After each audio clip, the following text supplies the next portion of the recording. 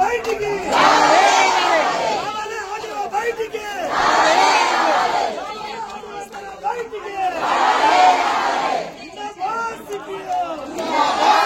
Time తీసుకొని చెప్తాను. ఇప్పుడే చెప్పి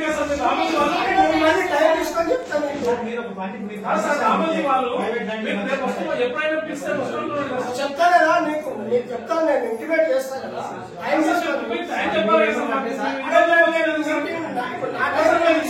మీకు రేపు పాసిబుల్ అయితే కాదు సార్ అన్నారు.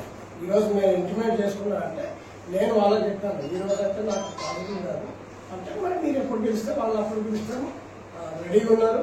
మీరు చెప్పింది మేము ఉభయతాం సార్ అని చెప్పి వాళ్ళు క్లియర్గా చెప్పారు. వాళ్ళకి పిలవలేదు, పిలుస్తాను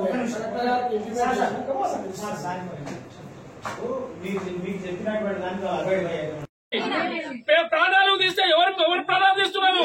మా మీద ప్రాణాలు తీస్తున్నారు. మరి ఇలాంటి ప్రాణాలు పోయినా కేసులు పెట్టినా మీకోసం కొట్లాడుతున్నామంటే ఈ పార్టీ జెండా ఉండాలా ఉండవద్దా? పోరాటం చేయాలా వద్దా?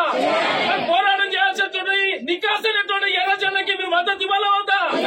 ఇలాంటి రామోజీ మెడలు ఉంచడానికి ఎర్ర జెండా ఉందా? ఎర్ర జెండా అంటే ఈనాడు ఉన్నటువంటి కార్పొరేట్లు, ఈనాడు ఉన్నటువంటి బలిసినటువంటి ధరలు, ఇలాంటి రామోజీల వాళ్ళకి సంబంధించిన వెన్నులో వణుకు పుడుతుంది. అందుకే చెప్తున్నా, పేదల కోసం పోరాటటువంటి జెండా ఎర్ర జెండా. పేదల కోసం పోవాలని కోరుతుంది ఎర్ర జెండా. పేదల కోసం ఇంటి స్థలాలు కావాలంటుంది ఎర్ర జెండా.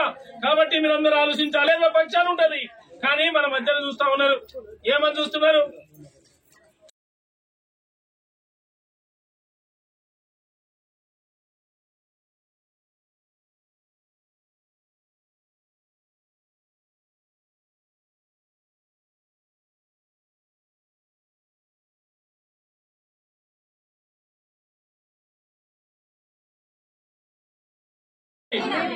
ప్రాణాలు తీస్తే ఎవరు ప్రాణాలు తీస్తున్నారు?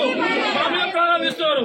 మరి ఇలాంటి ప్రాణాలు పోయినా కేసులు పెట్టినా మీకోసం కొట్లాడుతున్నామంటే ఈ పార్టీ జెండా ఉండాలా ఉండవద్దా? పోరాటం చేయాలా వద్దా? పోరాటం చేయాల్సినటువంటి నికాసైనటువంటి ఎర్ర జెండాకి మీరు మద్దతు ఇవ్వాలా వద్దా?